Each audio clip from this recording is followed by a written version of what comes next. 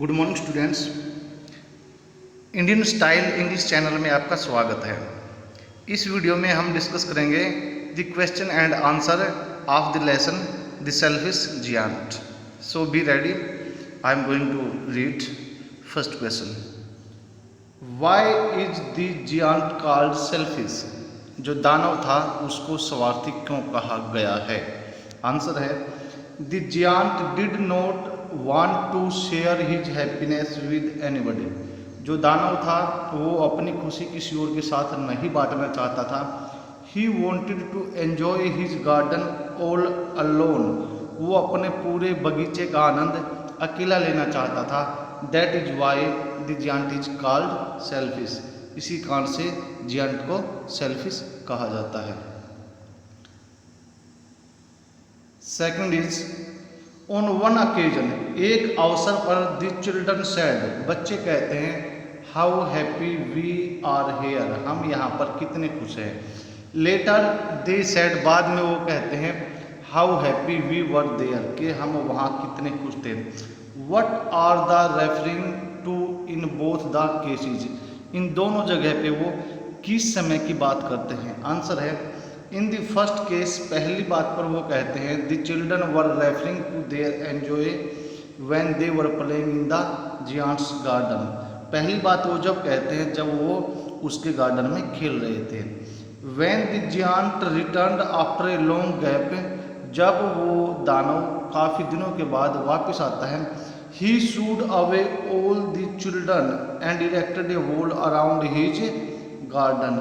वो सब बच्चों को वहाँ से दूर भगा देता है और वहाँ पे एक दीवार बना देता है।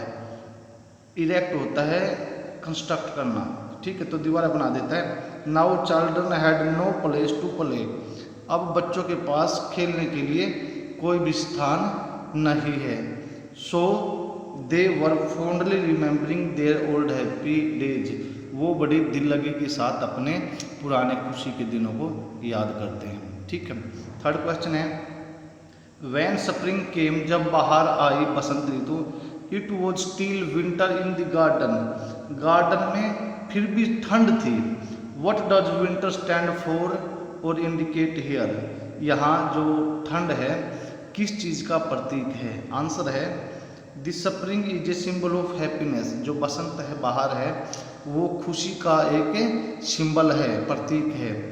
The harsh cold winter, और जो कड़वी ठंड है is a symbol of suffering, वो दुख और परेशानी का प्रतीक है।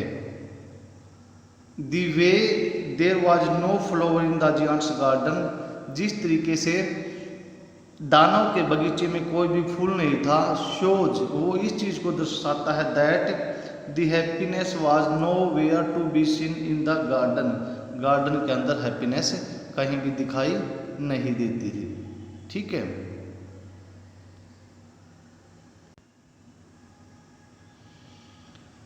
क्वेश्चन 4 है वॉज द जियांट हैप्पी और sad over the state of the garden, जो बगीचे की स्थिति थी उस पर जो दानव वो खुश था या दुखी था? आंसर है the giant was wondering for the no show by the spring, दानव को बड़ा अचंभा हो रहा था क्योंकि बसंत का बाहर का कोई भी वहाँ पे आने का प्रतीक नहीं था, यानी कि बसंत आने के कोई चांस नहीं दिखाई दे रहे थे।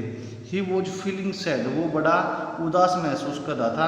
For the winter in perpetuity, क्योंकि वहाँ पे सर्दी निरंतरता थी। Now he was craving for a pleasant weather, अब वो एक सुहाने मौसम के लिए तलाश कर रहा था, उसको ढूंढ रहा था, उसकी प्रतीक्षा कर रहा था। नेक्स्ट क्वेश्चन है What effect did the innate song have over hail and north wind?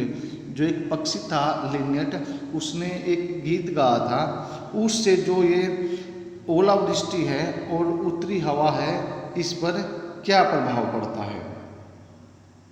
Answer है इसका The innate songs frightened the hail and the north wind, जो इन्नेट का गाना था उसने जो ओलावृष्टि है और उत्तरी हवा इसको डरा दिया था। दे टूक refugee in one corner of the garden, वो दोनों के दोनों बगीचे के एक कॉर्नर में आश्रय लेते हैं। नेक्स्ट क्वेश्चन है, the giant saw a most wonderful site. जो दानव था उसने एक बहुत ही अद्भुत दृश्य देखा। वट डिड ही सी। दानव ने एक बहुत ही अद्भुत दृश्य देखा, वो क्या था। इसके दो क्वेश्चन हैं, what did he realize on seeing it, और इसको देखकर वो क्या महसूस करता है। तो फर्स्ट का आंसर है, the giant saw that through a hole in the wall children had crept in the garden. उसने दीवार के एक होल से, उसके अंदर एक सुराख था, गड्ढा था, वहाँ से देखा कि बच्चे पार्क के अंदर आ चुके हैं। बिकॉज ऑफ देयर अराइवल, उनके आने की वजह से, फ्लावर्स ब्लॉसम्ड, फूल खिल जाते हैं, and birds started to sing, और पक्षी गाना गाना शुरू कर देते हैं। It made the spring to come back to the garden, इसकी वजह से जो बसंत है वो गार्डन के अंदर आ जाती है। The happiness returned finally to the garden of the giant, अंत में जियांट के गार्डन में हैप्पीनेस आ जाती है, खुशी आ जाती है।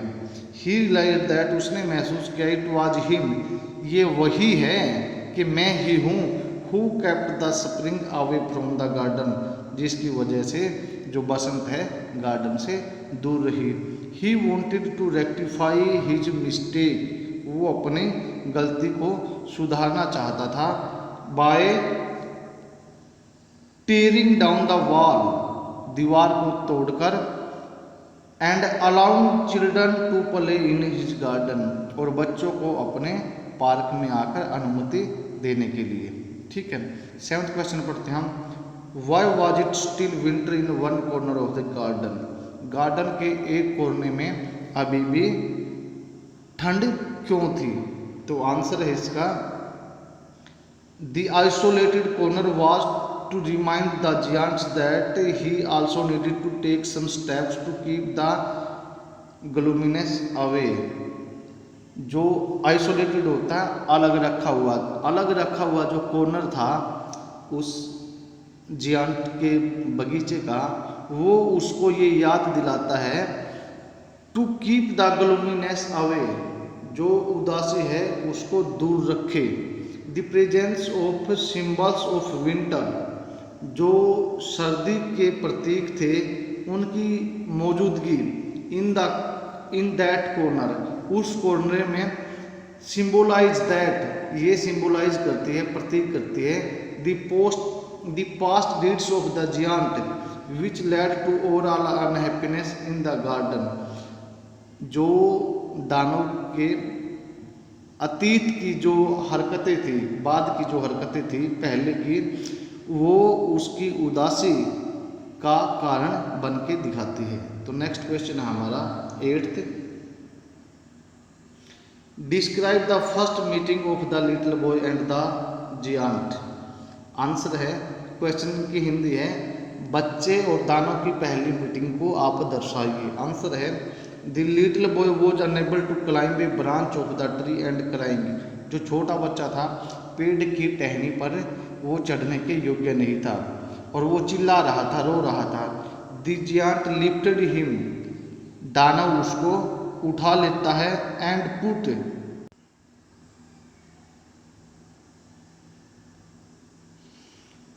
द जियांट लिफ्टेड हिम, दानव उसको ऊपर उठा लेता है, and put him on A branch, और उसको एक टहनी पर बैठा देता है। The little boy was so happy, छोटा बच्चा इतना खुश था, दैट कि ही किस्ड द जियांट, वो दानव को चूम लेता है। This gesture touched the giant's heart, इस हरकत ने जियांट के हृदय को छू दिया। नेक्स्ट क्वेश्चन है, describe the second meeting of the little boy and the giant, बच्चे और दानव की जो दूसरी मीटिंग है उसको दर्शाइए।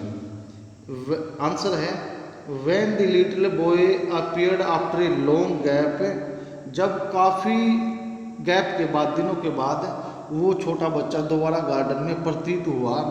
The giant ran to meet him, जो दानव है उससे मिलने के लिए दौड़ता है। And to ask his where about, और उससे पूछने के लिए कि वो कहाँ था। On seeing injury marks on little boy's hands, छोटे बच्चे के हाथों पर जख्म के निशान देखकर द जियांट बिकेम रेस्टलेस, जो जियांट है वो रेस्टलेस हो जाता है, बेचैन हो जाता है। On the assurance of little boy, छोटे बच्चे के दोबारा विश्वास दिलाने के बाद दैट कि दे वर नॉट इंजरी, कि वो जख्म नहीं हैं, marks but marks of love, the giant could be pacified. जब बच्चे ने बताया कि ये जख्म के मार्क्स नहीं है, ये तो प्यार के निशान हैं, इसकी वजह से जो जियांट था वो शांत हो जाता है। लास्ट क्वेश्चन हमारा, द जियांट ले डेड, जो दानव था मरा पड़ा था, all covered with white blossoms, और पूरा सफेद फूलों से ढका हुआ था। What does this sentence indicate, यह जो वाक्य क्या दर्शाता है। About the one selfish giant, एक स्वार्थी दानव के बारे में। आंसर है डेथ इज लाइक फ्रीडम, जो मौत है वो एक आज़ादी की तरह है। From all the worldly pains, दुनिया के सारे दुखों से। White flowers are sign of purity, और जो सफ़ेद फूल हैं वो पवित्रता का प्रतीक हैं। The ones selfish giant was changed now, जो स्वार्थी दानव था वो अब बिल्कुल बदल चुका था। इवन, जबकि the gods accepted his new found virtue, भगवान ने भी उसके नए पाए गए गुण को अपना लिया था। So they called him to heaven, इसलिए वो उसको स्वर्ग में बुला लेते हैं। विद ऑल द रिस्पेक्ट, पूरी इज्जत के साथ। Which is due for a kind hearted soul, जो कि एक दयालु आत्मा के लिए सही है। तो ये 10 क्वेश्चन थे स्टूडेंट्स, आपको अपनी फेयर कॉपी में इनको लिखना है। और हाँ, अगर आपको हमारा ये तरीका पसंद आया है तो बेटा चैनल को सब्सक्राइब जरूर कर लें, ताकि हम नई वीडियो बनाते रहें, उसका आपको नोटिफिकेशन मिलता रहेगा। ठीक है, okay, thank you, goodbye, take care.